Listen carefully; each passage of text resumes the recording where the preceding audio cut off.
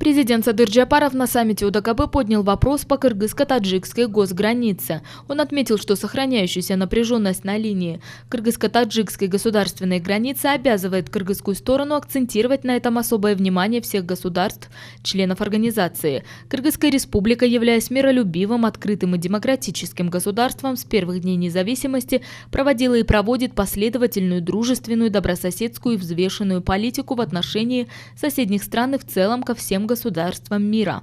Позиция Кыргызстана о необходимости разрешения спорных вопросов между странами исключительно мирным путем и политико-дипломатическими методами за столом переговоров остается неизменной и сейчас, подчеркнул Садыр Джапаров. С учетом ситуации в регионе президент озвучил ряд предложений, в числе которых выработка механизмов оперативного реагирования и принятие решений в рамках организации в случае вооруженной агрессии одного государства-члена в отношении другого государства-члена УДКБ. Президент Садыр Джапаров также обратил внимание глав государств, участников УДКБ на том, что кыргызская сторона намерена и далее продолжать стратегический диалог с партнерами по организации по всем вопросам, представляющим взаимный интерес в целях обеспечения эффективности и результативной ее деятельности.